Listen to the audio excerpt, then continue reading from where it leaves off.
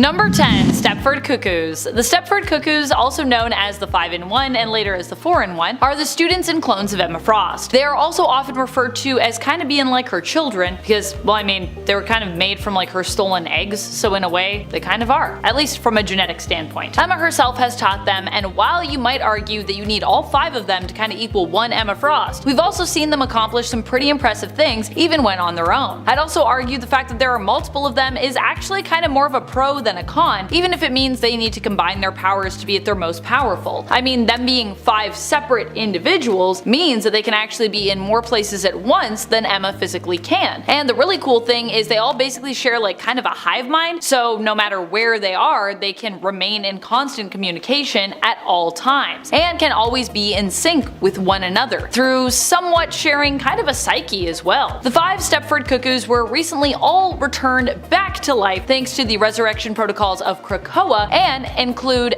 Esme, Phoebe, Sophie, Celeste, and of course Irma. Number 9. Dupe. Is he a sidekick or is he more of a mascot?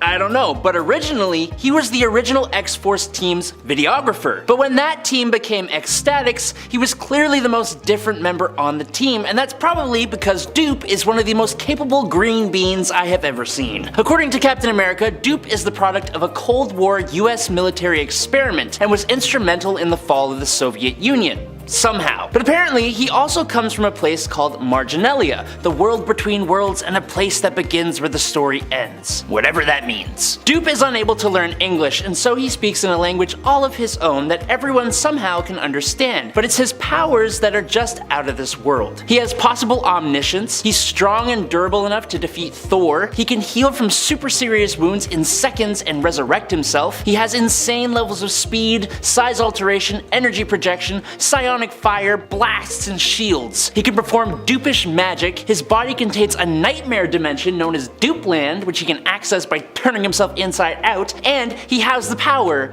of the funk. Compared to the other members of the Ecstatics, Dupe is a powerhouse. Dupe later joined the X-Men, becoming the receptionist of the Jean Grey School for Higher Learning, but while he was doing that, he was also tasked by Wolverine to take care of the threats that Wolverine could not handle because he was too busy. So, yeah. Number 8. Donna Troy. Donna Troy was once known in the past as Wonder Girl, the sidekick of Wonder Woman, who also was kinda like her little kid sister. On our part 1, some drew attention in the comments to the fact that these sidekicks, during their time as sidekicks, were not more powerful than their superhero counterparts. And to clarify a little bit, these to me are simply folks who were at one point sidekicks, who we might at some point in their timeline consider more powerful than their superhero counterparts. So while Donna, I would say during her time as a sidekick, was really never more powerful than Diana, there was a time when she was actually profoundly more powerful. So that's why we're counting her on this list. So if you're like, there wasn't a time when Donna was a sidekick and she beat Wonder Woman, I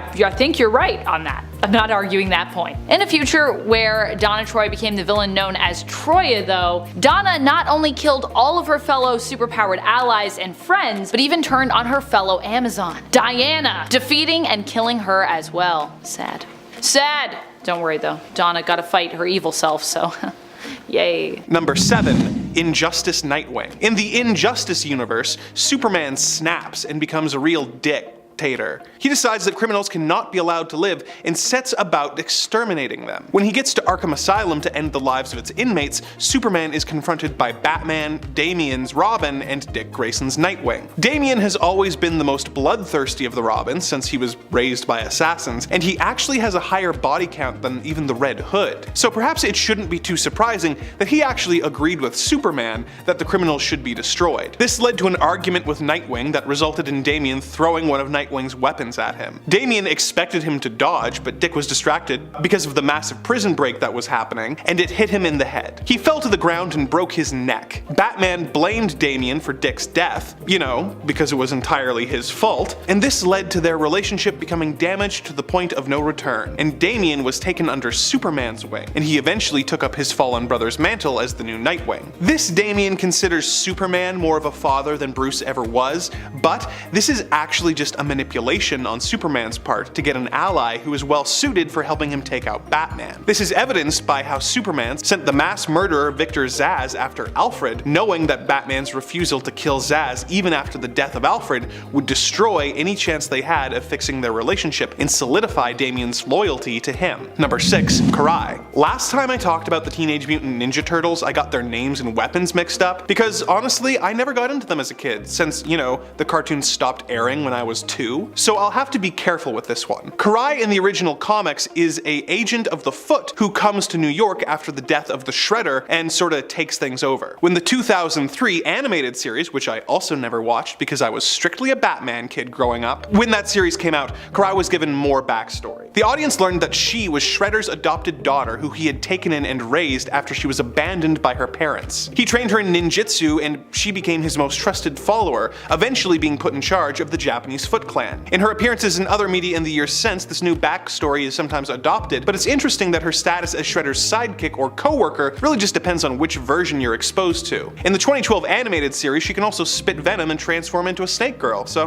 that's kind of fun. Number 5. Terra. Terra Markov was a member of the Teen Titans, but unbeknownst to her teammates, she was actually the protege of the team's arch-nemesis, Deathstroke. She was feeding information to Deathstroke, which he used to capture the Titans, but when Deathstroke's son, Jericho, used his powers of possession to use Deathstroke to free the Titans, Terra thought she was being betrayed by her mentor and snapped, collapsing the hive complex they were in down around her and crushing herself to death. Terra had the power of geokinesis, which means that she could earthbend.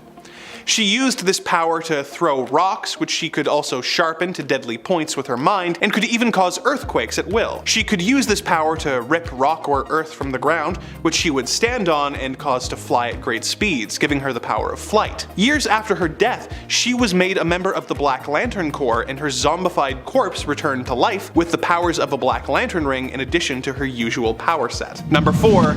Dex-Starr. Dex-Starr started life as a stray cat in Brooklyn. He was adopted by a woman who took him in and gave him a pretty wonderful life full of love and yarn. When his owner passed away in a home invasion gone wrong, Dex found himself back on the streets. When two rather cruel humans decided to have some fun by putting him in a sack and throwing him off of a bridge, a red lantern ring, sensing the rage in the cat's heart, granted Dex the powers of a Red Lantern. Dex-Starr has since become a regular member of the Red Lantern Corps and is probably the most powerful cat in the DC universe. And don't underestimate him. He is extremely brutal and violent and is responsible for the deaths of several humans, a Yellow Lantern, and at least one Black Lantern. Although he has sworn vengeance for the life of his original owner, he still enjoys a good cuddle from his new master, Atrocitus. Despite Atrocitus's typical brutality, he shows a real soft spot for his cat, often referring to him as a good kitty, and flying into a rage if anyone hurts him. Normally I'd say this makes Dex a pet, not a sidekick, but I think he qualifies as both. I mean, Superboy's sidekick for years was Krypto the Superdog, so I think this counts. Number 3.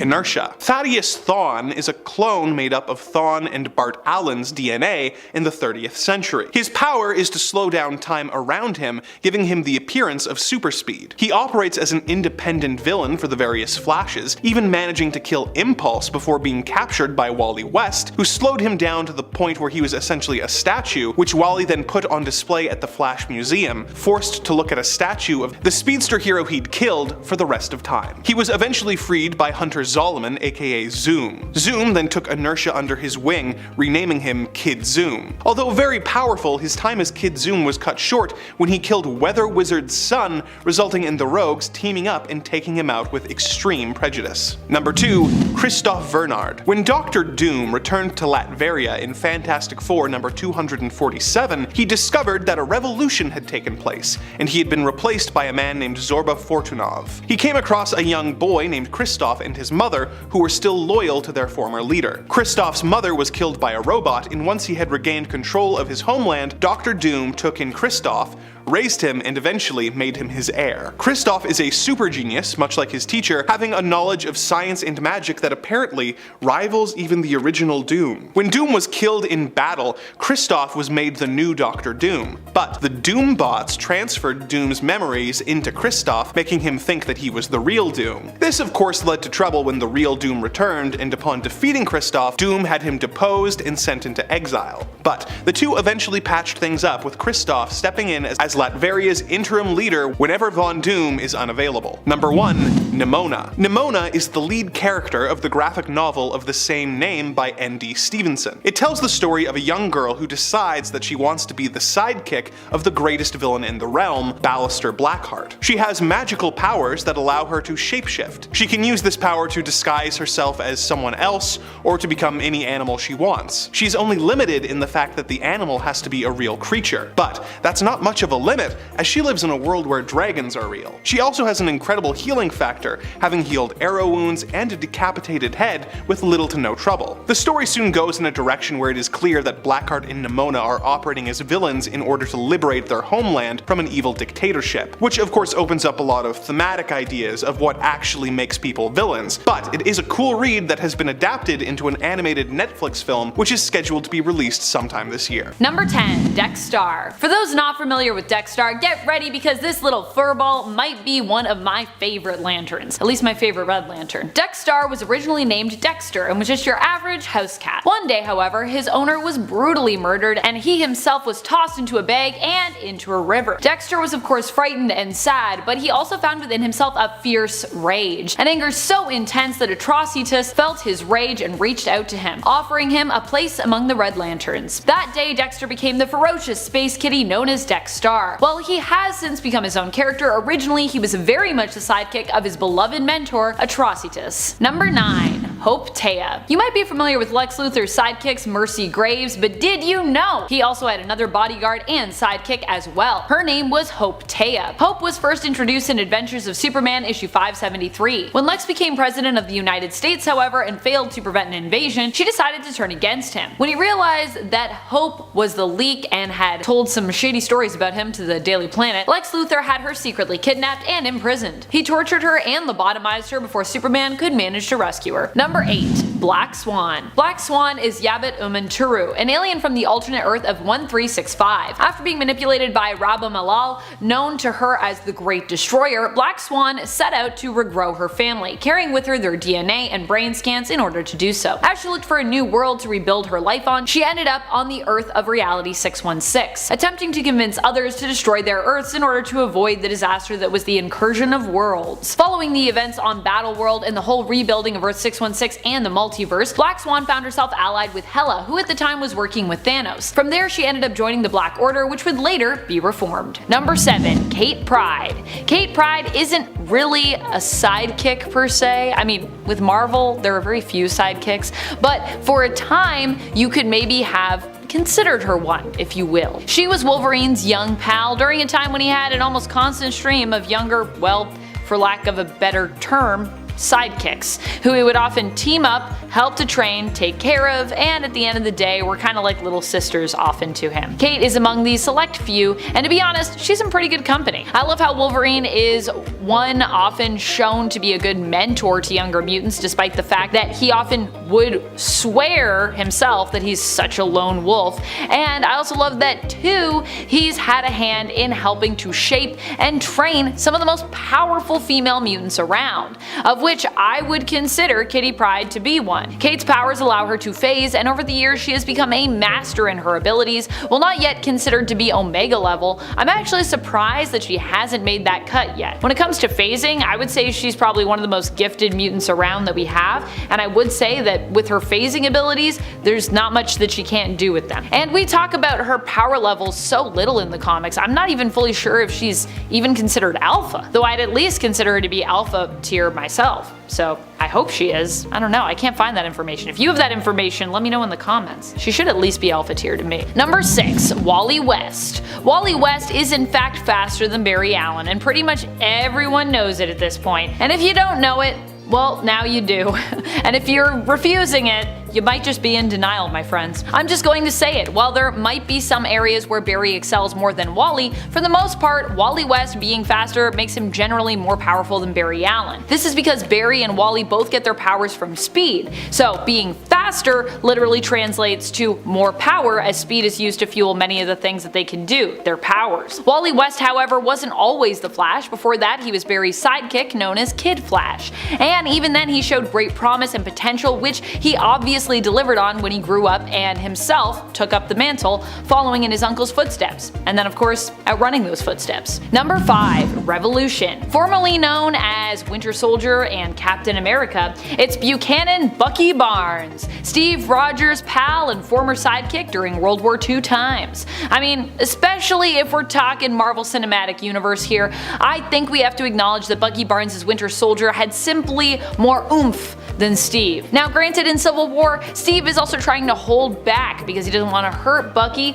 but this is still a character who is shown in live action to be able to hold off both Iron Man and Captain America at the same time. In the comics, some would also argue that Bucky Barnes ends up as a better Captain America than even his protege and the original superhero that he sidekicked for, Steven Rogers. So, whichever way you're looking at this one, Bucky at the very least has the potential to be more powerful than Steve all around, and possibly even more influential, I'd say. I personally also think having a metal robot arm kind of gives him an arm up on the competition, if you will. I mean, his one arm is always going to be more powerful than Steve's two together because, you know, it's robotic and insanely powerful. Basically, like, if we're talking arm wrestling competitions, I think Bucky is more powerful for sure with robo arm. Man, I wish I had a robo arm so I could just destroy everyone in arm wrestling competitions. I would totally get a robot arm for that. Number 4, John Kent. There are some who might want to fight me on this one, but at the end of the day, honestly, it's kind of the truth. So we can discuss it if you want. We can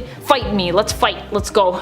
John Kent is the son of Superman's Clark Kent and Lois Lane. Like his dad, he is also a superhero and also uses the Superman mantle. And it's also been proven based on tests that Batman has run that John himself has more potential than even his dad does in terms of his power levels. As a straight up hybrid Kryptonian and Terran baby, he also has more agency when it comes to his home of Earth, which means that he's a lot more comfortable sort of getting involved with Earth's issues and helping to combat them head on. Clark, on the other hand, has always kind of struggled with this because although he does live on Earth, he's not technically from the planet, so he tends to like create a little bit of distance, maintain a little bit of boundaries in regards to like what kind of issues he feels comfortable getting involved with, in comparison to John, who really is just kind of like, no, like Earth is my home, like let's do it. And while some may want to argue that John simply will never be able to beat Superman, I've never really understood this logic or this defensiveness surrounding that topic. As John's dad, it's only logical that Clark would actually want his son to be better than he is as time goes on, and to see him succeed and improve upon basically everything Clark himself has learned and done. Isn't that what most parents want for their children? So as fans of characters, isn't that kind of what we should want for their kids? I don't know. I just feel like we should consider what Superman would want for John and then kind of take that into consideration if we're a Superman fan. Number 3, Rogue. In the Fox films, Rogue and Wolverine have more of like a father-daughter relationship, and it's for that reason that I'm including them here, even though sometimes they still had kind of creepy romantic moments, possibly inspired by their creepy romantic moments from the comics that they sometimes have, where they're less father-daughter and more, I mean, kind of just two people that didn't like each other and then did like each other and then had some sort of weird deep-seated lust for each other that we never really fully explored. But anyways, Rogue and Wolverine for the most part are given a father-daughter, mentor-mentee relationship in the films. Rogue's powers, however, I would say are just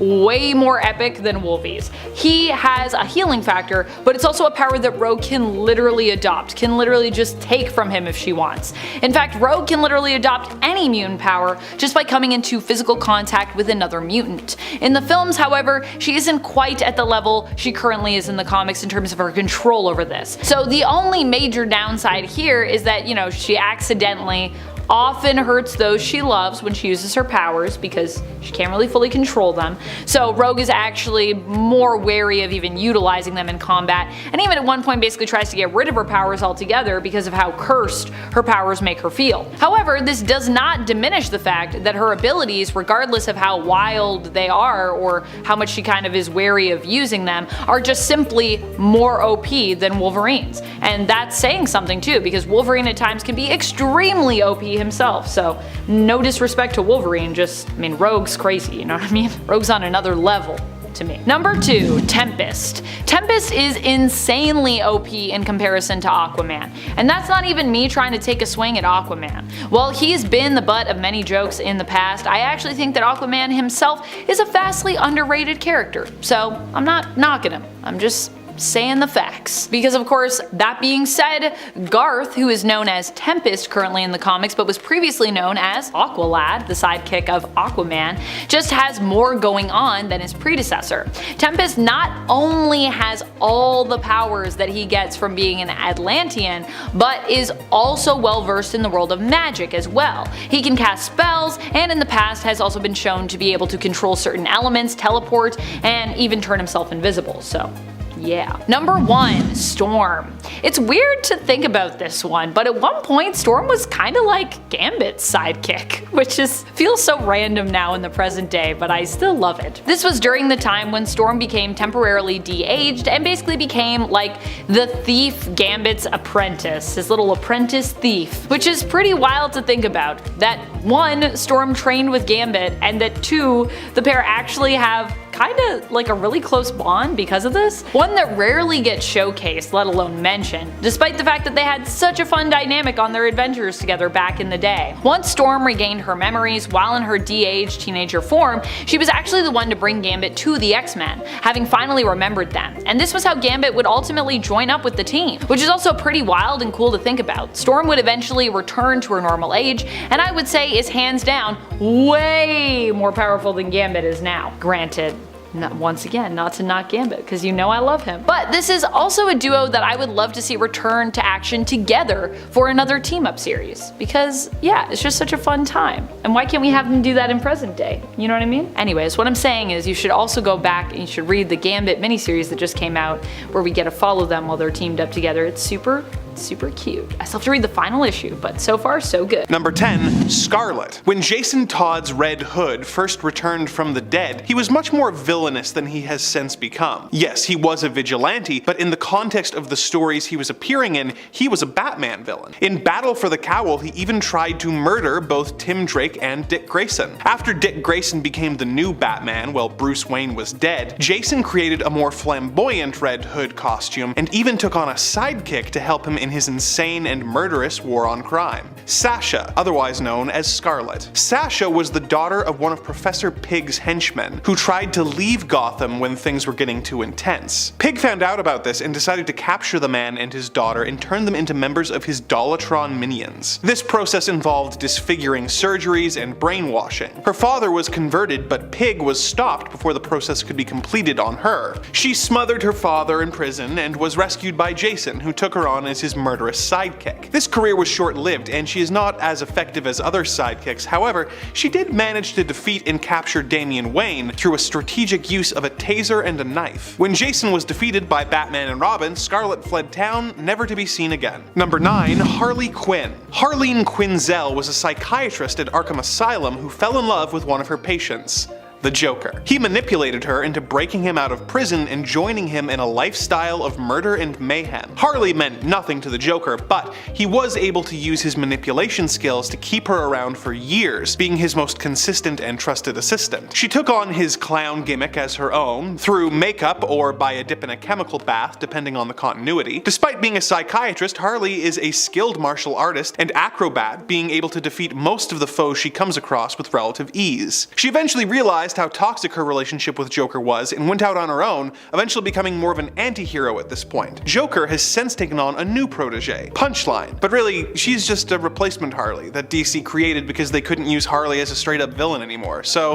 why talk about it? Number 8, Talia al Ghul. Daughter of the infamous League of Assassins leader Ra's al Ghul, Talia witnessed the death of her mother and was put in the care of her father. Together, they traveled the world, and Talia was trained by her father to emulate his skills and intellect. She eventually fell in love with Batman, and Ra's orchestrated a false abduction of her and Robin in order to test Batman's skills and see if he would be a suitable heir. Batman, of course, refused to join forces with Ra's despite his feelings for Talia. Talia eventually became the heir and would go on to become the leader of the League of Assassins whenever Ra's is dead. Her and her father have a tense relationship due to her conflicting allegiances and his willingness to sacrifice her for the greater good if needed. She is the mother of Damian Wayne, Batman's biological son and the current Robin. Speaking of which, Number 7. Eagly. One of the most ridiculous but quickly becoming one of the greatest animal sidekicks of all time is Eagly. Eagly is Peacemaker's sidekick in the DCEU. He appears in Peacemaker's HBO Max self-titled series. So far, Eagly has been a great companion to Peacemaker.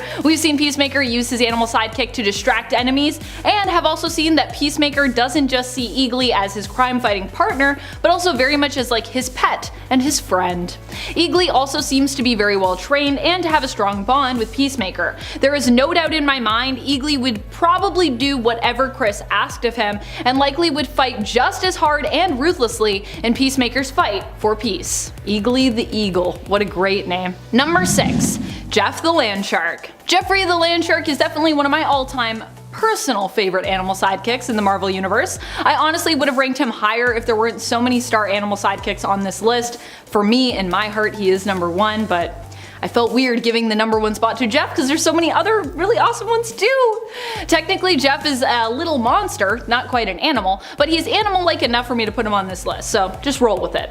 Jeff has been the partner to Gwenpool, Elsa Bloodstone, Deadpool, and most recently Kate Bishop's Hawkeye in his own self-titled series, Marvel Infinity webtoon series, It's Jeff. Also, if you haven't read It's Jeff by Kelly Thompson and Gurihiru, you need to pause this video and go scroll through at least one issue on the Marvel Unlimited app. You can start with issue 1 if you want. All the issues are great though, honestly, so you can't really start in a wrong spot. Then you can come back and resume watching. And if you fell in love with that series, like me, there is going to be a follow-up one this year, so don't worry, Marvel has even more Jeff coming your way. Number 5. Red Wing. Red Wing is the animal companion of Sam Wilson. In the series Falcon and the Winter Soldier on Disney+, the Falcon we know as Red Wing in the comics was swapped out for a drone companion, which also shares the name of its 616 counterpart. Red Wing was actually the reason that we thought for a hot minute that Sam himself might be a mutant, and the reason that Sam questioned his origin and with it, his potential power set. You see, Wilson and Red Wing could actually communicate telepathically, which Sam thought could be as a result of latent mutant powers emerging.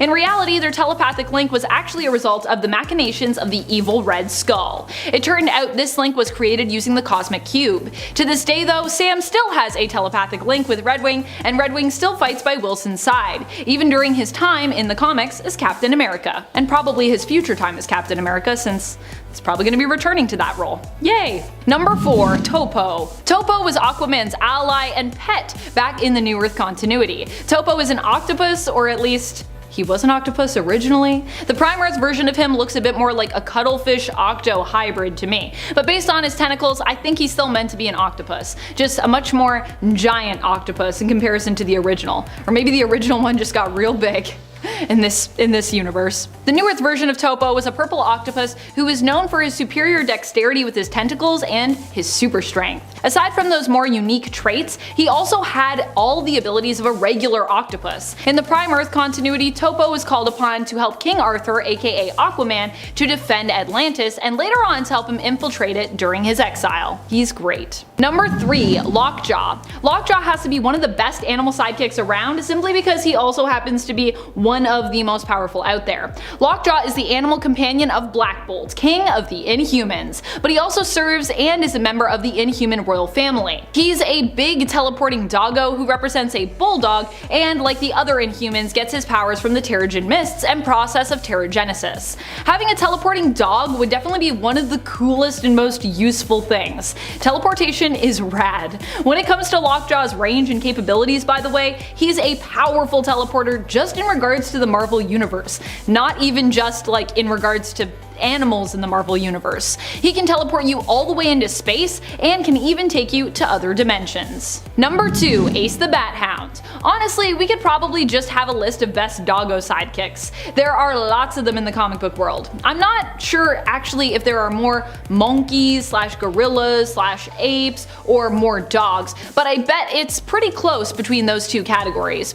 Ace the Bat Hound wasn't actually really Bruce's dog, but instead was a dog that Batman and Robin found and then decided to adopt to use in a case, getting his help to locate his owner who had been kidnapped. Ace proved to be a heroic dog, and as such Ace became the Bat Hound, until he was returned to his rescued owner.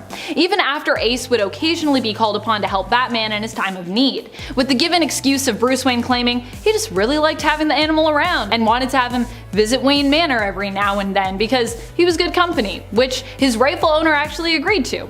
During Rebirth in the 2016 Batman series, Ace's backstory was changed and the doggo gets a super sweet and heartbreaking origin story. Here the dog suffered trauma at the hands of the Joker, being made into one of his pets and then basically abandoned by the Joker. Alfred pities the dog, who was dressed up as an Ace card when found initially. Alfred takes in and trains Ace, rescuing Ace and turning the doggo into a good boy, intended as a holiday gift for Bruce. Although that part of Ace's story goes right over Bruce's head. He's like, "You didn't get me a gift, Alfred." Alfred's like, "I mean, I just trained this dog and it was a lot of work, but sure, yeah, I forgot to get you a gift, Bruce. Thanks." Number 1. Lockheed. Lockheed obviously is one of my all-time favorite animal companions, and there are surprisingly a lot of them that I was able to reminisce about while writing this list, and a lot of them that I love. Many who didn't even make my cut this time around, but honestly who still deserve to. But above them all, in my mind, is Lockheed. Though to be honest, the question of which Lock is the best from Marvel between Lockheed and Lockjaw is a pretty intense debate. Both are great animal sidekicks, and Lockjaw is just super OP as a teleporter in general. Lockheed isn't technically an animal and isn't as powerful as a human's best friend Lockjaw, but what he lacks in power he makes up for in heart and in stealthiness. Lockheed was actually once an agent of S.W.O.R.D. and was basically Abigail Brand's undercover agent who was secretly keeping an eye on the X-Men at the time. However, Lockheed still will probably always remain most loyal to his bestie, Kitty Pryde, aka Captain Kate. He would defend her to the ends of the earth and actually left his homeworld, his civilization, and his fiancée behind just to go on adventures with Kate. He's like a little space dragon, which I guess makes Kate Marvel's Mother of Dragons? Either Kate or Jubilee I think deserves that title. Or both of them can share it, I'm fine with that. Since Jubilee's son is also literally kind of a dragon. Number 10. Scout. Formerly known by her previous codename Honey Badger, which is still sometimes fondly used by fans in reference to her character, just like Lara before her, Gabby Kinney also seems to be another character based in the Wolverine family who has the potential to be even more of a powerhouse than anyone who has come before her. Why? Because Gabby has something they don't have. She can't feel pain. For Wolverine, this has always been an interesting point. Sure, he can heal if he's hurt, has his limbs ripped off even, but at the end of the day, he has to feel every single wound he gets. The pain doesn't necessarily get easier with time. Wolverine always feels every second of it. In fact, this is also why some have theorized that Wolverine sometimes has memory problems as a result of mental and physical pain, which has in essence basically like scarred his brain, causing him to have issues with remembering his past and memory recall in general. I mean, he's also had his mind like literally scrambled a few times, but I'm sure the pain he's suffered also does have a role to play when it comes to his memory problems as well. Gabby, however, can't feel pain, which in ways makes her stronger. It means she can push herself even more, and that she likely won't have any brain trauma as a result of at least physical pain suffered, because, you know, she can't actually feel that, as opposed to X-23, now Wolverine, and Wolverine himself, Logan, who both can. But she does need to be careful about how she uses this power, as it also means Gabby could push herself too far and overdo it, putting herself physically in danger and leaving her on the brink of death, or just straight up dead as a result. And friends, before we move on to our next spot on this list, if you love what we do here at Top 10 Nerd, we have more content for you. You can check out our most powerful playlist for more super powerful characters, if you're into that. Number 9. Jimmy Ultra Olsen. Jimmy Olsen! Oh my goodness, I could not do this list and not include everyone's favorite Superman sidekick, Jimmy, Superman's pal, as he's also fondly been known. In fact, there have been a few adventures where Jimmy has even seemingly rivaled his pal Superman in terms of his own power levels. Case in point, there was a time when Jimmy Olsen inherited half of a medallion from his father. Having found the other half with Superman, Jimmy found that when the pieces were combined, they basically made him super powerful, even more powerful than Superman. And this was made evident in the issue of Superman's pal Jimmy Olsen, issue 129, when due to a misunderstanding and some blackmail, the two of them are forced to fight each other. But as always, everything worked out in the end. This medallion is sadly no longer around in the comics, it had to be destroyed, but the stories involving it still stand as a testament to one of the times that Jimmy was more powerful than Supes himself. Number 8. War Machine. While Tony Stark might be one of the smartest men in the Marvel Universe, that doesn't mean that he can master every element of what it takes to be a hero. On the contrary, there are a lot of areas where Iron Man could actually probably use some improvement, to be honest. After all, Tony spent most of his life growing up in the lap of luxury, and while he still always had his own trials and tribulations as a person, he didn't necessarily have the same life experiences as, say, someone like James Rhodes.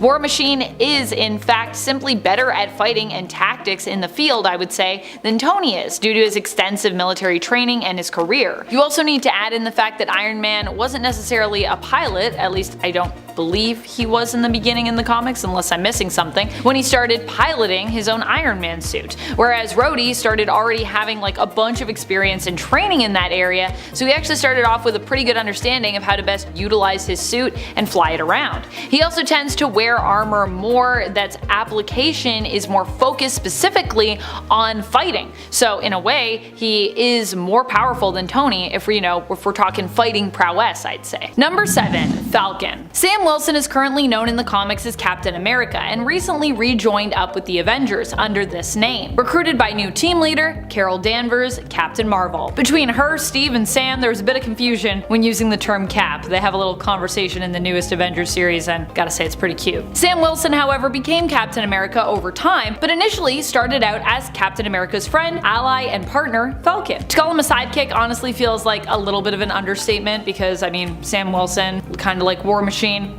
kind of his own man in his own right, but compared to the leading star at the time in the comics of Steven Rogers, Falcon could be seen as such. After all, he was Steve's partner and Steve was kind of, the more main character between them at the time. Number 6. Jubilee. Jubilee is one of my all-time favorite characters in the Marvel Universe and definitely in the realm of mutants. Honestly, maybe just one of my all-time favorite characters, like just in general, like even outside of comics, considering she was also one of my first cartoon crushes. She is a pretty powerful character too, and I know a lot of people think of Jubilee as the mutant who can create fireworks from her hands, but in reality she has a lot more going on than just that. What Jubilee is really doing with her abilities is happening at a molecular level, with her creating explosions that Emma Frost believed even had the potential to be subatomic, putting her at a potential nuclear level threat in terms of how much destruction and damage she could cause. And what's more, we even recently got to see Jubilee test this theory while aboard the Collector's Museum space vessel in Exterminators issue number 5, which actually came out earlier this year in 2023. Another reason I personally need to catch up on Exterminators. If you're also wondering why Jubilee is being considered as a sidekick, well, this is because she initially started out as kind of one of Wolverine's young proteges in the comics, even becoming jealous when he brought Android disguised as little girl LCD into the fold. Number 5. Captain Marvel Bunny. Oh my gosh, Captain Marvel Bunny, here we go. How could I forget Hoppy? Hoppy is often the forgotten sidekick of the Shazam family for DC Comics. Hoppy is a bunny rabbit who also received the powers of Shazam, known as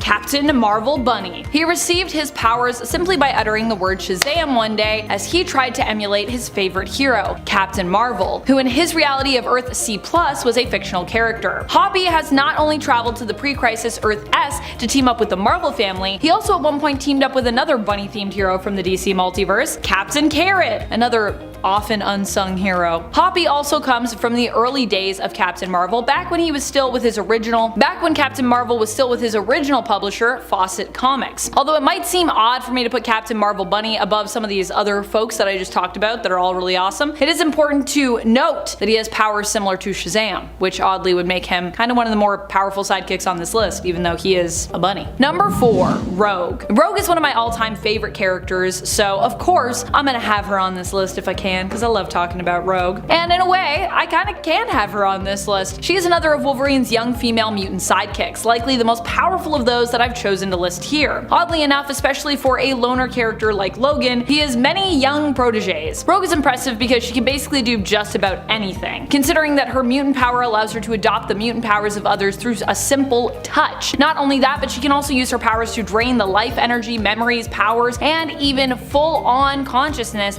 in some cases of those around her. And now she has a lot more control over her abilities, which is great. Number 3, Wonder Girl. Wonder Girl! There have actually been a few to use this name in the comics, and each one has been sort of posed as the kind of like mini Wonder Woman. While generally Diana fights solo or with the Justice League, Wonder Girl has always been a character that I've thought of as Wonder Woman's sidekick, in the sense that the two characters usually have a mentor-mentee relationship with one another, with Diana often offering guidance when it comes to Wonder Girl's training. For this point, I'd like to focus on my favorite Wonder Girl, Donna Troy. Donna Troy in some respects is like an exact copy of Wonder Woman, which means she actually has a power set very similar to Diana's. However, she generally is known as being not quite as skilled as Diana is, which also makes sense considering that she's a bit younger and she doesn't have quite as impressive an arsenal of weapons and magical items at her disposal. However, she does have her lasso of persuasion, which can be used to encourage people to do what she asks of them, assuming her willpower is stronger than her target's. So it works a lot, but not all the time. Number 2, Kitty Pryde. To call Kitty a sidekick might seem weird, but when you think about it, for a long time she was basically like the little kid sister of the X-Men team. Not only that, but she is another of the chosen few that Wolverine decided to take under his wing. As we've already established, he's basically had a few young female sidekicks throughout the years. Wolverine may have even been one of the first reluctant daddy archetypes in mainstream media. Kitty Pryde is one of the most powerful of these female sidekicks that Wolverine has had, if you ask me. Her mutant powers allow her to phase through solid objects around her, and even have allowed her to float or fly in the past as well. Not only that, but Kitty can also extend her powers using them to phase objects along with her and even other people. Oh yeah, and she can also like just phase parts of herself as well, so it's really useful in a fight. Makes her pretty much untouchable, but she'll definitely make contact with you. And I would not want to fight Kitty Pryde because, I mean, you know, she was kind of trained in part by Wolverine. Number 1, Kid Flash. Kid Flash is probably one of the most powerful sidekicks around. I'm a huge Flash fan when it comes to that power set. I just think super speed is always one of the most superior powers out there. Like, it's either for me like something psionic or super speed, I'm just saying. It doesn't just give you the ability to run really fast, it also allows you to do so many things insanely fast. Super speed powers in the DC multiverse often are also connected with super genius levels of intelligence and the ability to time travel. Some can also phase as well. When it comes to Wally West as Kid Flash, he has a ton of abilities. He can do all that stuff and more. Now granted, when he was younger, he might not have been able to do all of these things, but currently his long list of abilities includes super fast healing, manipulating the air to create strong gusts of winds, traveling to other worlds and dimensions, phasing, and even healing others and creating energy constructs. Oh, and did I also mention that he's also like the fastest speedster out there? And you know, he started as a sidekick, so I think that's pretty impressive. Number 10, Robin.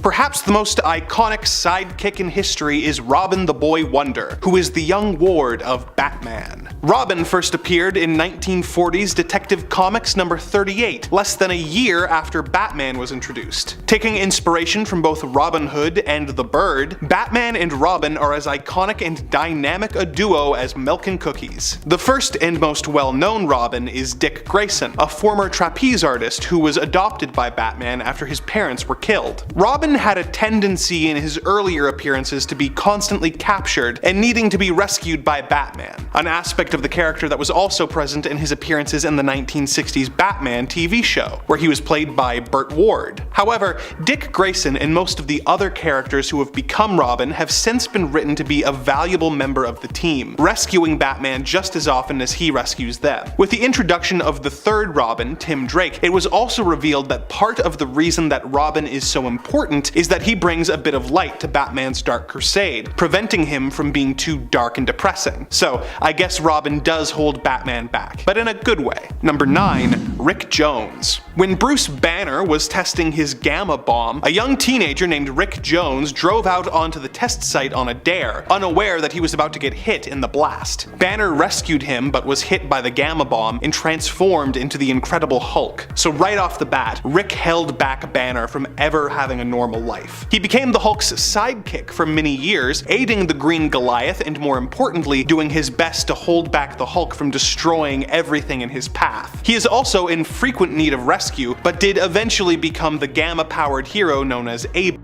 Rick has also served as a sidekick to other Marvel heroes over the years, including Captain America and Captain Marvel. Number 8. Uncle Marvel. Of all of the sidekicks of the original Captain Marvel, or Shazam if you prefer, Uncle Dudley is by far the most useless. While the other members of the Marvel family, like Mary Marvel and Captain Marvel Jr., get their powers from Billy Batson's hero persona and from the wizard Shazam, Dudley is actually a fraud with no powers to speak of. He isn't even actually their real uncle. He's just some old dude who decided to con his way into the family. While other members of the family will say their magic word and instantly be transformed into their hero selves, costume and all, Dudley will wait until no one is looking and then frantically tear off his clothes to reveal a homemade supersuit that he wears underneath. Everyone is aware of his lack of powers, but goes along with the charade because they think it's funny. Whenever he was asked to use his powers, he would complain that his Shazambago was acting up and that he couldn't do it right now but totally could some other time. So he has no powers and is really more of a liability than a help to the team, as he runs into danger with them and they constantly have to keep an eye on him to make sure he doesn't get horribly murdered, while they also deal with the supervillain. In fairness to Uncle Marvel, in the villain Black Adam's first appearance in Marvel Family number 1, it was Uncle Marvel who defeated him when the team was at a stalemate with the villain by suggesting that he be allowed to join the team, as he also had gotten his powers from the wizard Hashaz. No, I mean Shamhaz. This caused Black Adam to interrupt Dudley and fall into his trap by correcting him, saying, "You sputtering old fool, you mean Shazam!" causing him to be depowered and defeated by the Marvels. Number 7. Alpha. Andrew Maguire was a student at the same school that Peter Parker had attended, but unlike Peter, it was not as well known for his academics. Instead, Andrew merely got by when it came to his grades. He was first introduced to us in Amazing Spider-Man issue 692, and would eventually go on to get kinetic energy manipulation powers, following his involvement in an accident at Horizon Labs. His powers would allow him to take kinetic energy and use it to enhance his physique in different ways, or grant him additional powers. He would take the codename Alpha, becoming Spider-Man's sidekick for a short while. Eventually, Spider-Man would find him to be too irresponsible for the job. So then he wouldn't be his sidekick anymore. Rough. Number 6.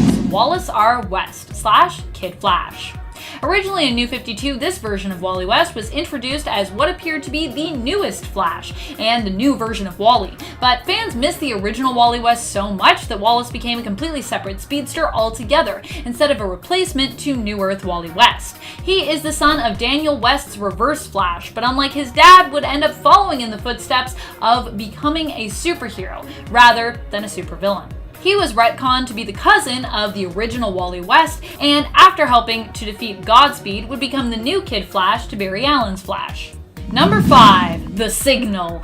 I swear, Batman has more sidekicks than any other superhero around. Then I feel like maybe all the superheroes combined. He goes through them like crazy. The Bat family is huge. The Signal is another such sidekick of Batman's, also known as Duke Thomas. The Signal was the leader of the We Are Robin movement in Gotham, which was formed of a bunch of teens who aimed to fight for their city, while Batman was MIA.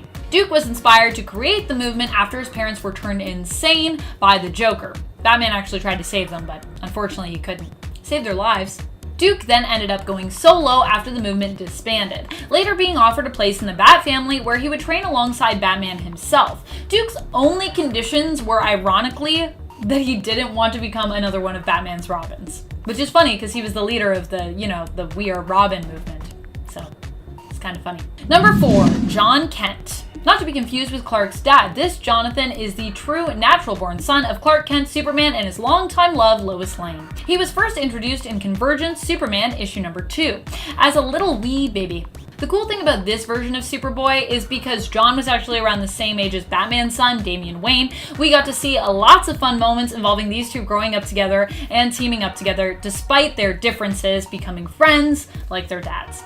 Which was cute. They were even known as the Superboys for a time. However, a trip to space for John would rob us of the continued adventure of these two Superboys. And later, Superboy would return to Earth all grown up because space travel. Wah, wah, wah. Can't people stay kids in comics for a while? Why does everyone always gotta grow up? Number 3, Spider Bite. Nathan is a young one who was introduced in the Friendly Neighborhood Spider-Man series, issue number 6.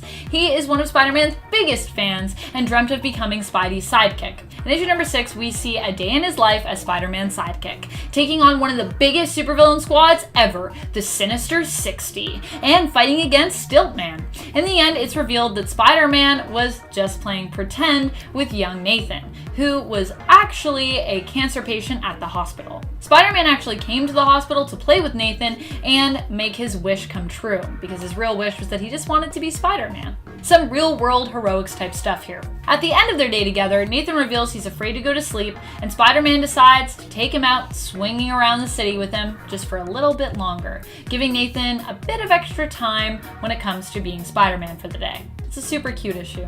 And if you don't think this sidekick counts, I will fight you. Nathan's too cute, we gotta count him. Even if he was only a sidekick for a day. And even if it was pretend. I still want to count it. Number 2, Harley Quinn. Now I know what you're thinking, but wait a minute. Harley Quinn has been around forever. She's not new, and no longer is she really a sidekick. She's been here since the 90s, and she's not even a superhero sidekick. If she even was a sidekick. She's never been a superhero sidekick, right? Well, you might be right that she's been around for a while, but when it comes to being the sidekick of a superhero, it looks like this might be a credit that Harley will soon be able to add to her long resume of things that she can do. The possibility of Harley becoming Bat's sidekick was teased in the synopsis of the plot for issue 91 of volume 3 of Batman, but that came out in March, and it didn't appear to happen just yet. Though the cover also teased us in regards to this pairing. Still, this doesn't mean that all that teasing was for naught, and it is possible we'll see this partnership finally officially come to fruition later in the series. I mean, they're both in the same thing and they're both dancing around doing stuff, so. At least when it comes to this series, I'm really hoping this partnership becomes more official and DC wasn't just yanking our chains. Don't do that, DC, that's mean. Why you do that to me? Number 1, Children of the Atom. This new mutant superhero squad are rumored to be the new sidekicks for the X-Men. That's right, the X-Men, who have never really had sidekicks before. They won't be making their appearance until at least April of 2020, but they look promising. These youngsters appear to be teaming up with the X-Men, but also to have been inspired by some of your favorites in regards to the already existing members of the mutant community. This new team is supposed to be a team to speak sort of for fans of the X-Men squad as well, for us. Inspired by those of us who actually have posters of our fave X-Men in our bedrooms, or hung up in our apartments or houses. They aren't just junior X-Men, but they're actually kids themselves who admire and look up to the X-Men. They're fans.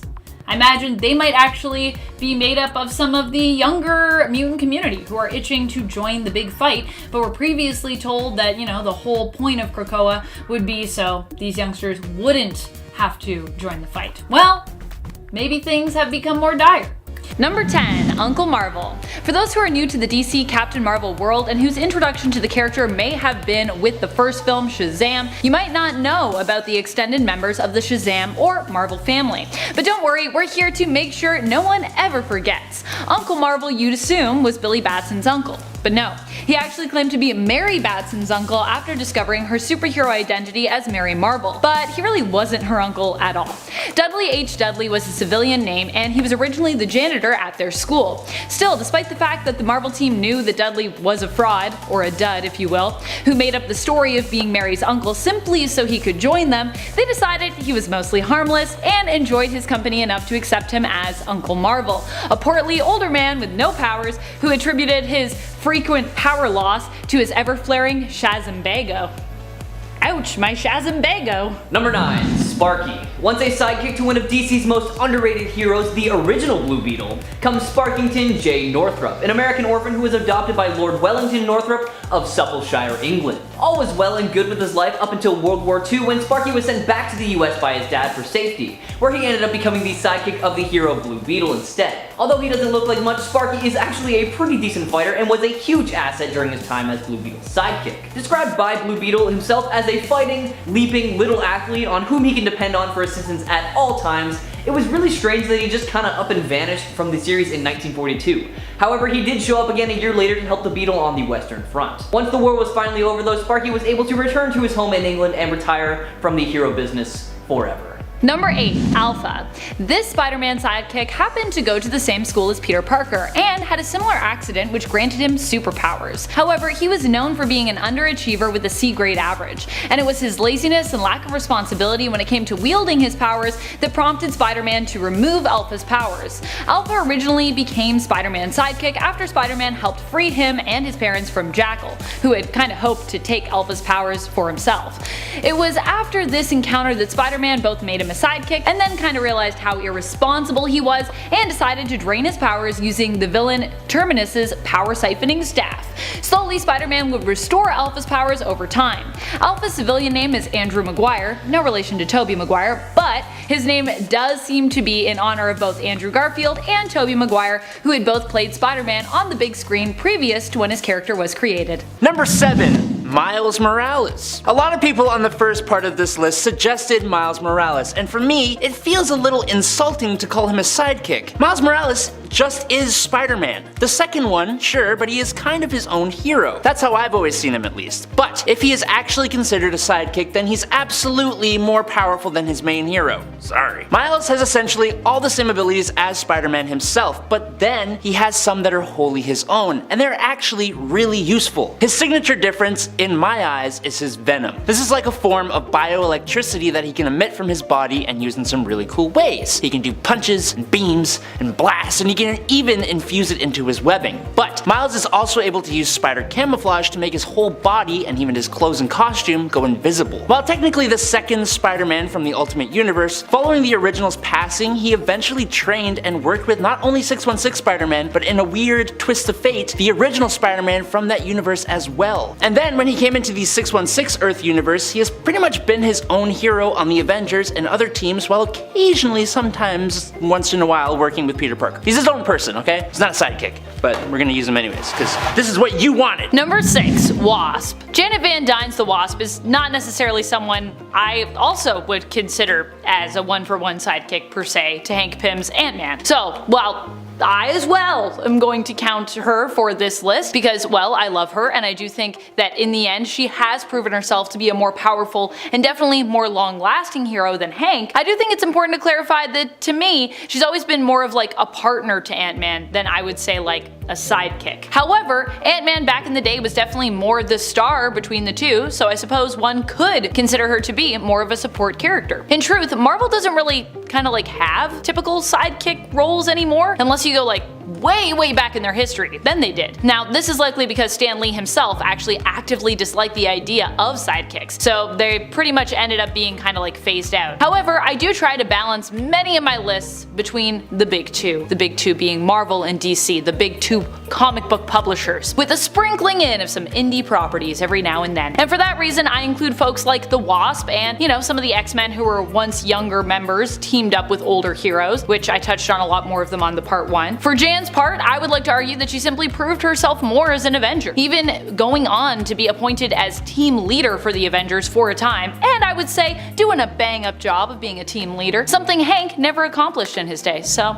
there you go. Number 5. Hit Girl. We don't really talk about Kick-Ass so much, and that makes sense when talking about powerful heroes because there isn't really anyone from the Kick-Ass comic who is really superpowered. But in terms of sheer capability, Mindy McCready, aka Hit Girl and the sidekick of the hero Big Daddy, is probably the most capable character in the whole thing. Mindy can take out hordes of armed mob henchmen in seconds with her double-bladed polearm, and she does, tearing through enemies with such finesse that she makes it look like a dance. Her unusually refined skills are all thanks to the pretty ruthless training she undergoes at the hands of her father, Big Daddy. Although it's not revealed till later, Big Daddy was a cop who essentially went rogue and tricked Mindy into training her whole childhood to become Hit Girl and fighting crime with a bogus story that her mother had been taken out by a particular mafia boss. Using this made-up backstory as motivation, the two trained in all forms of lethal weaponry and martial arts to become strong enough to take on their target. Although Big Daddy himself isn't a pushover, he does not have the same kind of fighting skill as Mindy. Being able to take out groups of armed grown men in melee combat is a testament to just how strong she is, and she isn't even an adult, so just imagine what she could eventually achieve. Potentially, maybe. Number 4, Nightwing. I left Nightwing off my part 1 because I was honestly worried about people coming for me for putting him on a list, basically saying he's better than Batman. But, you know, after discussing with Adam and after discussing also with Andrew, I feel like honestly we all at Top 10 Nerd agree that Dick Grayson has gotten to a place where we could see him superseding Batman as the greatest dark detective there is. Something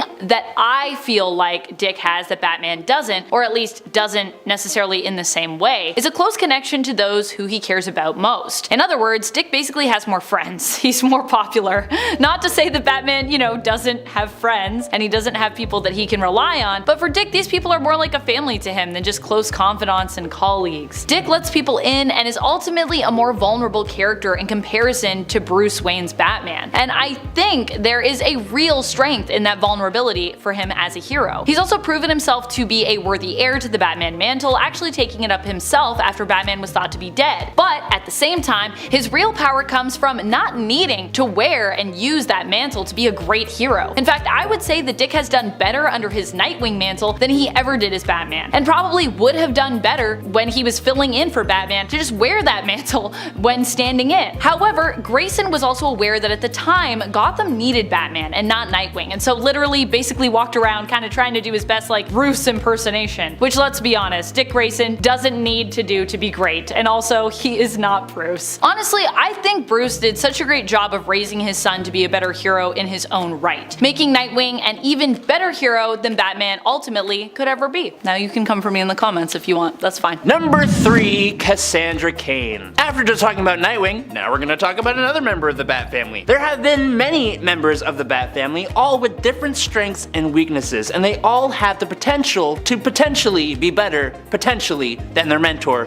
potentially Batman. It's kind of the whole reason for having them, to create better versions of himself. But Cassandra Cain, she redefined the whole role of Batgirl. She's easily the toughest Batgirl and arguably the most skilled member of the Bat family, mainly because of her skill with hand-to-hand combat. Thanks to her highly unique fighting style, coupled with all of her training at the hands of her parents and everyone else, she could easily defeat her predecessor, Barbara Gordon, but even Batman would be given a run for his money in a straight-up fistfight. Cassandra has beaten her mother, Lady Shiva, and her father, David Cain, and they are two of the best fighters in DC's landscape. She was brought into the world and trained by the League of Assassins to be the one who is all and the ultimate bodyguard for Ra's al Ghul. She received even more training from Bronze Tiger, Merlin the Archer, Batman himself, Lady Shiva, Oracle, and Black Canary. She has near meta-human levels of speed, immense resistance to pain, and she can read people's body language, which allows her to mimic anyone's fighting style and predict their next moves. I'd say she's better. I don't know, you decide. Number 2, Toro. Toro was the Human Torch Jim Hammond's sidekick way back when. And when Toro was initially the sidekick of the Human Torch, it was believed he had powers very similar to the Human Torch. He had flame powers that he was born with, being the son of Fred Raymond, who actually once worked for the man who created the Human Torch. Because, you know, we're talking about the android Human Torch here. Professor Phineas T. Horton. While initially Toro's parents believed their son, Thomas Toro Raymond, was a mutant due to his fire immunity powers, it would actually later be revealed that Toro was actually an Inhuman with a latent Inhuman gene activating his abilities. Well, he underwent Terrigenesis, but anyways. Later on, he'd even learn that his powers weren't even solely based on flame generation, immunity, and manipulation, but instead were based in the wheelhouse of basically chemical transformation, with him being able to create and manipulate both elemental and chemical reactions in both his body and the area immediately surrounding his body, which oddly makes him more versatile than the hero he played sidekick to initially, Hammond's Human Torch. He just didn't know at the time. And finally, in at number 1, it's Kato. Look, the Green Hornet is no pushover. He is a skilled hand-to-hand fighter and has 2 special weapons he uses to incapacitate his criminals, one with knockout gas and the other with electricity. But Kato, his sidekick, he's just straight up better. He makes the Green Hornet look almost useless in comparison. Reading through Green Hornet Year 1, which I highly recommend, Kato is clearly the more skilled of the 2, with most of the fight panels being dedicated to his handiwork. He even trains Green Hornet to be a better fighter, and yet Kato remains the sidekick, which is kind of odd. Kato has spent his life training in martial arts. Kato also has a mastery of Bushido, the set of codes that governs the samurai way of life, and it's that way of life that led him to serve the Green Hornet. Although he is most often seen pummeling bad guys with his bare fists because he's just that skilled, he can also use traditional martial arts weapons like the bow staff and nunchaku. The thing with Kato is that in the live action TV show, he was played by frickin' Bruce Lee. You can't really get much better than that. And when the show went across the ocean to Eastern audiences, it was literally renamed to The Kato Show. Green Hornet brings in the money and is apparently the brains of this partnership, but Kato is basically everything else. Sidekicks. Who would you want as your sidekick? Number 10. Harley Quinn. Harley Quinn might seem like a weird one to have on this list, and yeah, I'll give you that. But while Harley has long been known as a villain, starting off as the Joker's girlfriend and sidekick, over the years she has redeemed herself and even has become a hero, I would say. In fact, more recently in the comics, I would have said she was actually a member of the Bat family, and kind of for a time one of Batman and Ghostmaker's sidekicks. Harley might just be a human, but she has some pretty powerful plot armor thanks to her being a fan favorite and some impressive skill sets. Definitely not a character that you would want to underestimate, trust me. And friends, before we move on to our next spot on this list, if you love what we do here at Top 10 Nerd, be sure to let us know by clicking that subscribe button. Number 9. War Machine. War Machine is another one who might seem weird to think of as a sidekick, but when it comes to the Marvel Universe, we're a little bit limited in terms of the options that we have available for sidekicks. So for Marvel, we're gonna be considering close partners and seconds in command as sidekicks, because really a sidekick is kind of just that, a close associate who doesn't hold as much authority as their other counterpart. Which is exactly where War Machine started when it came to his relationship to Tony Stark's Iron Man. In fact, when James Rhodes first met Stark, Iron Man had just built his first set of armor and was looking to return home. Rhodes helped him get safely back to the States, and Stark offered him a job, which he initially declined. However, Rhodes would later come to accept Stark's offer, becoming his employee, personal pilot, and close friend and confidant, with Stark eventually passing on his mantle to Rhodey for a time, and later making him his own set of War Machine armor and hoping that he would kind of take over the role of Iron Man. Didn't work out too well that time because Tony kind of pretended that he was dead and he wasn't dead, so yeah, Rhodey didn't like that too much. Number 8.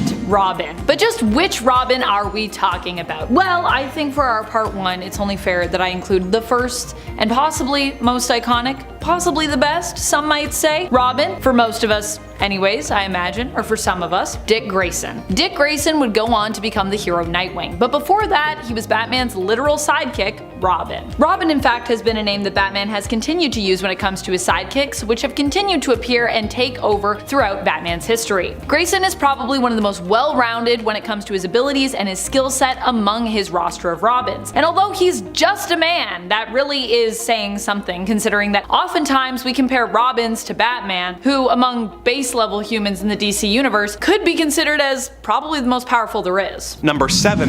Herbie. This character is proof that Marvel having to deal with weird rights issues is by no means a recent thing. In 1978, Marvel was trying to get an animated series based off of the Fantastic Four produced. However, they had already issued the rights to make a movie based off of the Human Torch to another company, and therefore could not use Johnny Storm in their series. Needing a new 4th member of the team, Stan Lee pitched the idea of a cute robot sidekick to round out the team, and he had Jack Kirby design Herbie in what would be Kirby's last contribution to Marvel Comics. Herbie was eventually brought into the comics, where he was created by Mr. Fantastic as a robot to help him search for Galactus. Unfortunately, a villain named Dr. Sun was able to transfer his intelligence into Herbie and could control the robot whenever he wanted in efforts to sabotage the Fantastic Four, making Herbie a sleeper agent who was actually doing more harm to the team than good. Herbie eventually sacrificed himself to defeat Dr. Sun, but various Herbie robots have been built in the years since for the purposes of general work and of acting as a nanny for Franklin Richards. After the Fantastic Four removed his inhibitor chip, Herbie lashed out, left, and joined the AI Army, a violent group working for the cause of robot liberation. Number 6. Moon Boy. So Devil Dinosaur is from the dinosaur world of Earth 78,411, who was captured by a tribe of creatures who killed his mother and siblings and then tried to burn him in an attempt to appease an erupting volcano. The volcano caught the young T-Rex in its fire and turned him red, and he became known as Devil Dinosaur. He was aided by an early hairy humanoid called Moon Boy, and the two became partners. Moon Boy doesn't really do much or bring much to the table, and spends a lot of time providing moral support from the sidelines. He is occasionally captured, but overall he doesn't get much to do. I mean, how much help can a monkey man really give to a T-Rex? Number 5. Jimmy Olsen. Superman's pal, Jimmy Olsen, is quite often more trouble than he's worth, with him often being kidnapped by aliens, sent back in time, or forced to marry a gorilla. He has such a tendency to get himself in trouble, Superman had to give him a signal watch that would let him know whenever Jimmy was in trouble. When you consider how many people need help from Superman at any given moment, it makes you wonder how many people have died needlessly in fires because Jimmy has been turned into a human porcupine and needs help. To be fair, Jimmy has saved Superman's life a few times over the years and has been given superpowers at various times over the years, which he has used to be an effective hero, but he does slow Superman down with his constant need to be rescued. Number 4. Doiby Dickles. Charles Doiby Dickles is an old school cab driver from Brooklyn who was the sidekick of the original Green Lantern, Alan Scott. His nickname is actually Derby after the hat he's always wearing, but his heavy accent makes him pronounce it Doiby. He was a skilled street fighter and a good driver with a love for his car, Goitrude. When acting as Alan Scott's sidekick, he would often wear a similar costume and be called Devastating Doiby. Now, having a chauffeur character to help you get around isn't that weird. Hell, it worked for Green Hornet. But Green Lantern can fly. So when he hangs out with Doiby, it's actually slowing him down. And it's not like Doiby is useful enough to justify the delay. He has no powers, he's just a normal dude who attacks people with a wrench. He left the planet for several years after an alien princess named Princess Ramia married him, and the pair ruled the planet Murg, or as he calls it, Moig. Number 3. Wendy and Marvin. When Hanna-Barbera adapted the heroes of the DC universe for the small screen in the animated Super Friends show, which featured Batman, Robin, Aquaman, Wonder Woman, and Superman teaming up to fight crime, in an effort to give kids some characters to relate to and presumably forgetting that Robin was already a teenage superhero, the team was also saddled with 2 teenagers named Wendy and Marvin, and their dog, Wonder Dog. Wendy wasn't much help, and Marvin was a straight up idiot, but there they were, with no explanation, hanging out with the superheroes. As writers Timothy and Kevin Burke stated in their book Saturday Morning Fever, Wendy and Marvin were the ultimate degenerate form of the kid's sidekick, about as useful to the Super Friends as a burst appendix. They existed primarily to be rescued and to help illustrate the moral message of the week. Wonder Dog was a Fred Silverman-inspired dog sidekick, part of the shameful lineage which would eventually result in a later incarnation of Spider-Man being burdened with a little white Yap Yap dog. Silverman and other Kidvid producers had an E-Day fix that the presence of a dog inevitably made a cartoon attractive to kids. The pair were so useless that they were replaced by the Wonder Twins in the next incarnation of the Super Friends. Number 2. Alpha. Spider-Man was one of the first superheroes to prove that teenagers didn't have to just be sidekicks and could in fact be their own heroes, which is why it's kind of weird for him to get a teenage sidekick. Andy Maguire was a normal student at Midtown High, Peter Parker's old school. He was a painfully average student who was mostly ignored by his teachers, parents, and fellow students. One day, Peter Parker was presenting a demonstration at Horizon Labs, and an accident caused Andy to develop superpowers such as energy manipulation, force field projections, telekinesis, flight, and matter manipulation, among others. So, what's the problem? That sounds like a character who could somewhat keep up with Spidey. Well, he was such a bad sidekick that when Spider-Man brought him to try and help the Avengers battle Terminus, Alpha was so irresponsible with his powers that several aircraft began malfunctioning and plummeting to the ground. The Avengers and Spider-Man had to rescue all of the passengers, just barely being able to avoid a colossal body count. Spider-Man decided Alpha was too irresponsible to have superpowers and created a machine that took away Alpha's powers. Number 1. Snapper Carr. You may know that the Justice League was first introduced as an updated version of the Justice Society in 1960's Brave and the Bold number 28. You may know that the League consisted of 7 members: Aquaman, Batman, Green Lantern, The Flash, Wonder Woman, Superman, and Martian Manhunter. But do you remember the 8th member of the Justice League who was introduced in their first appearance? While developing the Justice League, DC executive editor Whitney Ellsworth insisted that the team have a hip-talkin' young teenage character who the young readers could relate to. Thus, Snapper Carr was created. He didn't have any powers and was a civilian who would constantly snap his fingers. As he explained it to the Flash in his first appearance, "You hear these fingers snapping, Flash? That's my way of showing I like something. That's why the cats around here call me Snapper." Flash decides to bring this young weirdo into battle because he may be the key to the League's success or failure against Starro the Conqueror. After Starro was defeated, he was made an honorary member of the League and was present for several of the stories in the team's first decade. As mentioned before, he does nothing except snap his fingers and was more team mascot than anything else. But as the sidekick of the entire League, he held them back in a massive way when he was tricked by the Joker into revealing the location of the League headquarters, forcing the League to spend valuable time relocating to a space satellite. Snapper was not allowed to come along. Snapper was briefly given teleportation powers in an effort to make him useful, but is a mostly forgotten character now. Number 10. Dog.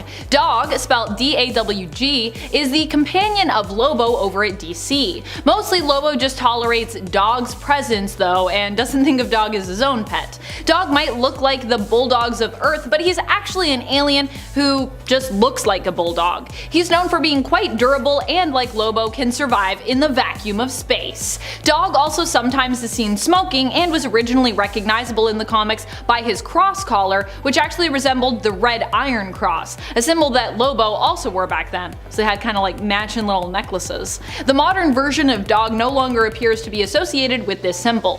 Fans of Lobo might be fans of Dog, although it should be noted that in the original New Earth continuity, Lobo was actually the one who ended up killing that alien after Dog himself was possessed. Number 9. Comet the Super Horse. Comet is an interesting one and really ranks lower not because he lacks power, but because he's secretly actually a man. Or a centaur, really. A centaur that was accidentally turned into a full-on horse by Circe, but who could also become a human whenever a magical comet flew by.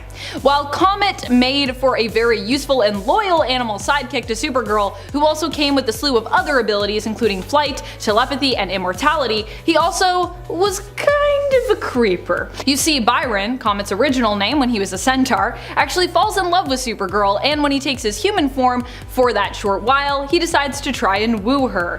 He becomes, I think his name is Bill Starr. He's a rodeo man. He rides the horses. He rides the bulls? What do people ride at rodeos? Bulls? I think bulls, I don't know.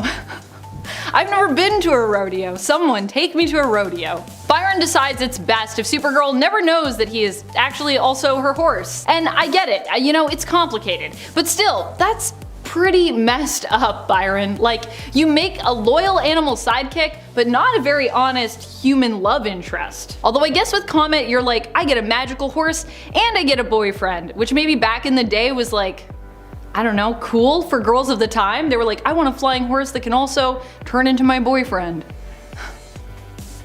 What a weird time. Or maybe that's just what people thought girls wanted, I don't know. Number 8. Tippy Toe. I mean, you gotta give it up for Tippy Toe. Tippy Toe is Doreen Green's, aka Squirrel Girl's main animal sidekick currently in the comics. Before Tippy, it was Monkey Joe, and of course Squirrel Girl can have a whole team of squirrel sidekicks, if she wants to, as that's kind of her thing, communicating with squirrels and convincing them to team up with her. Really convincing many people to team up with her and be her friends. Tippy Toe is often recognized by her bright pink bow. She doesn't have any superpowers per se, but is a very smart, resourceful, and inspiring squirrel.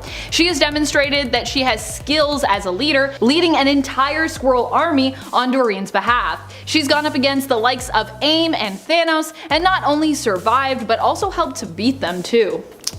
Okay. Number 7. The Walrus. Does anyone remember the Wonderland gang, or just me? This was a gang that villains Tweedledee and Tweedledum led, composed of a collection of Wonderland-inspired characters. The Walrus became one of them. Just like many of the other members of the gang, he was pretty useless as a villain. The Walrus's real name was Mo Blum, and to fight against the heroes who would oppose his leader's criminal ways, he would fight using a tusked mask that he wore on his face. He had no superpowers to speak of, just that sweet, sweet mask that, as you can expect, was not really as effective as I'm sure he'd hoped it would be. Number 6. Supergiant. Supergiant was one of the members of the Black Order that we did not get to see join the Marvel Cinematic Universe, and almost seemingly as part of her being cut out of being represented in the film, she also then died in the comics during the events of No Surrender. Not sure why everyone was hating on Supergiant. The issue of Avengers in which she died, Legacy number 680, was released in February of 2018, while Infinity War came out in April of 2018. She was a telepath who could easily unlock information or secrets within someone's mind. Perhaps she was simply too powerful for her own good, and that's what led to her being killed in the comics and kind of erased from existence in regards to the MCU. Still,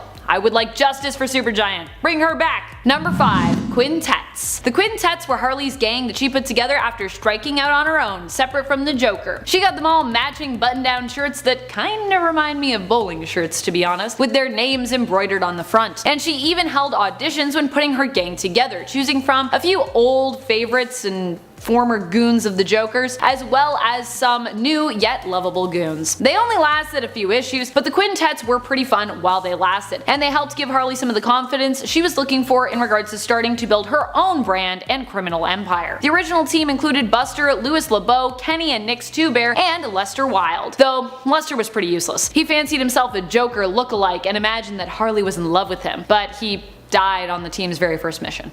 He also had literally no skills. Number 4. Gustav Hauptmann. Gustav Hauptmann was a scientist who originally was in Adolf Hitler and Red Skull's employ. However, he found himself kidnapped and forced to work for Dr. Doom later on in his life. Surprisingly, he actually found a lot of joy in his work as one of Doom's minions. Unfortunately, he didn't last too long. When the Fantastic Four infiltrated Doom's castle, Victor sent Gustav after them. Gustav took a flamethrower for the job, thinking it would be the best weapon against the heroic team. Dr. Doom, however, disagreed, worried for his priceless artwork which hung in the castle. In response to Gustav's poor choice, Doom killed him using a sonic device, and oddly enough actually ended up letting the FF go just immediately after that. Gustav was survived by his brother Gert, who then took his place as Doom's new mad scientist minion. I feel like that would be an awkward conversation. Your brother, I just killed him. Do you want to become my new mad scientist minion? I'd be like, no, I'm not, no, I don't want to die. Number 3. Honeysuckle. Honeysuckle was Poison Ivy's young protege and sidekick who appeared alongside some of the other Super Foes sidekicks in the original Super Friends in issue number 1. There, Poison Ivy was seen instructing Honeysuckle on how to climb, or more chastising her for wasting time chatting away. More speed and less talk, Honeysuckle. Honeysuckle looked pretty cute and also appears in the following issue of Super Friends, but we haven't really seen her since. It's also implied that there was some sort of competition where these youngsters auditioned to become supervillains in training. Bizarre. When I grow up, I want to be a supervillain too. Actually, that is true. I do want to be a supervillain. I would love to be Poison Ivy's protege. Number 2. Nasty Boys. People may remember the Marauders. It's hard not to, considering that they were the ones responsible behind the death of so many Morlocks. Poor Morlocks. And now, of course, the Marauders name has been redeemed by Captain Kate's new team of Marauders, who travel about working for the Hellfire Trading Company and freeing oppressed mutants around the world, helping them travel safely to the mutant nation of Krakoa. But while everyone has been talking about the Marauders on and on, Mr. Sinister decided afterward to create a new villainous sidekick gang, the Nasty Boys.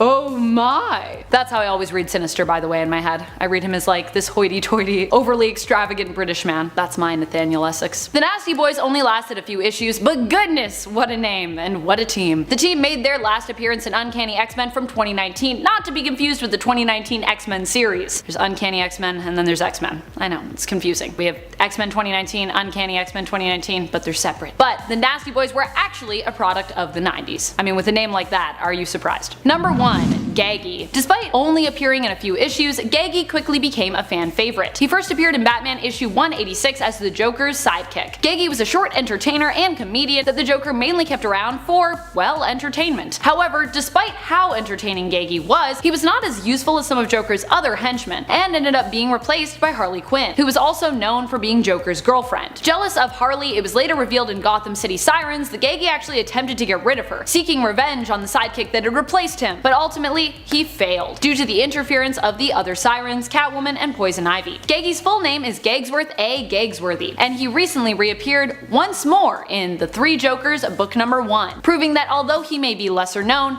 he has not been forgotten. Number 10. Bob. Bob Dobalina, known simply as Bob, was an agent of Hydra who was first introduced in Cable and Deadpool issue 38. He actually only became an agent of Hydra because he was bullied into it by his wife, and because he found the appeal of a dental plan and stability offered by Hydra to be appealing. Unfortunately, during his time with Hydra, he ended up running into and being confronted by Deadpool, who then coerced him into betraying Hydra, forcing Bob to become his sidekick. I feel like that was an unlucky day for Bob. Also, Bob gets bullied by like a mini Deadpool. Like, Deadpool is shrunk at this point. And Deadpool's so dangerous, he can threaten you with a card. That is what I learned in that issue where Bob appears. Number 9. Jackson Hyde. The New Earth version of Jackson Hyde was also known by his true name, Calderon. He first appeared in Brightest Day, issue number 4. Raised by adoptive parents, Jackson was taught to fear and distance himself from the water, due to the fact that his parents were tasked from protecting him from his biological parents, mostly his villainous father, Black Manta. Jackson Hyde would later go on to become Aquaman's sidekick, Aqualad, and Aquaman would seek him out in order to protect him from Siren and her death squad. His New 52 version has a similar backstory, though he was raised by his biological mother alone instead, but is also known for being openly gay and is sometimes member of the Teen Titans. I think either way he's a pretty cool character. Both versions of Jackson Hyde are good. Number 8. Bluebird. Harper Row was first introduced in Batman Volume 2, Issue 11. She would end up becoming a sidekick of Batman's and a member of the Bat family, taking up the mantle Bluebird. Growing up, her dad was often absent and was notorious for breaking things whenever he actually was around the house. As such, Harper took it upon herself to become a fixer of things, and in doing so, ended up becoming a master at electrical engineering. During DC's rebirth, she ended up quitting the vigilante life, instead choosing to focus on her education in the engineering field, attending Gotham University, but still spending time with the members of the Bat family, just no longer as a fellow crime fighter. Just as a family member, which is super cute. I also love that she's getting a university education. You don't see a lot of vigilantes and superheroes and sidekicks actually doing that. Number 7. Nyx. Leaving Marvel and DC for a bit of a change, we're going to be taking a look at Image Comics' Carrie Andrews, the on-again, off-again sidekick and love interest of the anti-hero Spawn. Becoming a spellcaster by the age of 4, Carrie was originally just a witch who was interested in Spawn, who named herself Nyx after the powerful Greek goddess. With a vast array of magical abilities including retrocognition, sound manipulation, and a psychic link, Carrie has been a huge help to Al Simmons' Spawn whenever she is by his side. She even at times donned the Spawn costume herself, which gave her all the powers of the Hellspawn alongside her magical abilities. During her time as Al Simmons' sidekick, she journeyed through the pits of hell, was possessed by a demon, and was even depowered by mystical forces. But in the end, she did get them back and decided to leave Spawn altogether, succumbing to the guilt she felt from the time that she betrayed the man she loved. Man, if that ain't true love, I don't know what it is. Number 6. Bob. Bob used to work as a Hydra agent and was basically forced into becoming Deadpool's sidekick when Deadpool infiltrated a Hydra base and ran into the poor goon. He has popped up here and thereafter in the Deadpool comics, often appearing as Deadpool's reluctant or sometimes over-enthused sidekick, often hoping that Deadpool will treat him better this time around, only to be disappointed. At one point, Deadpool bought himself a pirate ship and had Bob join him once more as his sidekick, which meant not that Bob got to dress up as a badass pirate, but instead was forced to wear a parrot costume and finish every sentence with a squawk. During his time serving Deadpool on the ship, he almost died of dehydration due to how stuffy and how hot it was inside that costume under the blazing Caribbean sun. Poor Bob. Number 5. Doiby Dickles. Now if you're not familiar with the first Green Lantern Alan Scott, then you probably don't know who Charles Doiby Dickles is. But hey, that's okay, that's what I'm here for. Back in the golden age of comics, Alan Scott had Doiby join him on his adventures for pretty close to 8 years after Doiby saved him from a group of gangsters. Although he didn't possess any powers, Doiby is surprisingly badass, as not only was he a skilled fighter, he was an excellent driver and pilot.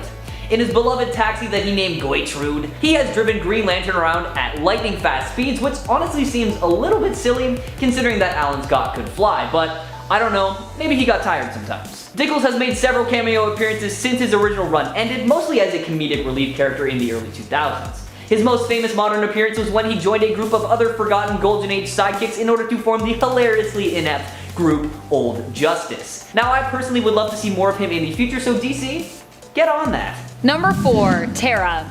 But not that Terra. This Terra is also known as Atlee and is from an underground world known as Strata. Her and her people take it upon themselves to protect the Earth and its ecosystem.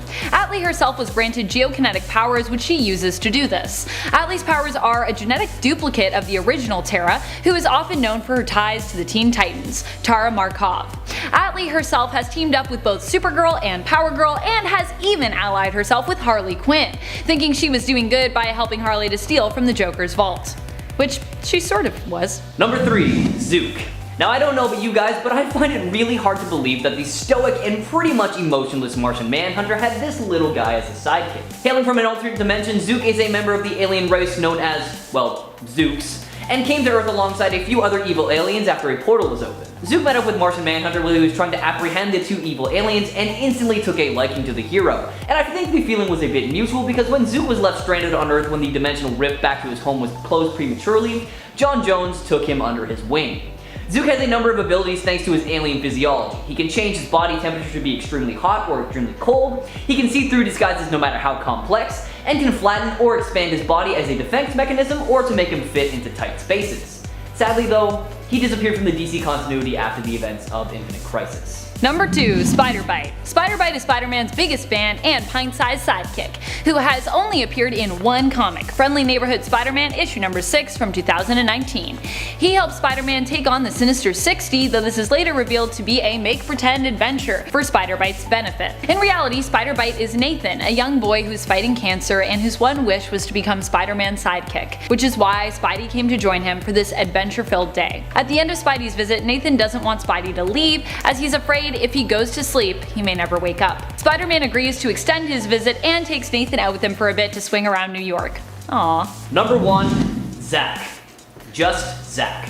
Created solely for the 1980s Teenage Mutant Ninja Turtles cartoon comes Zack, a little boy who appeared for the first time in Season 3 Episode 26 entitled The Fifth Turtle. As the biggest self-proclaimed TMNT fan, Zack was so crazy about the Turtles that he took up arms with a hockey stick, tossed on a green bandana, and attempted to help them in their fight against crime.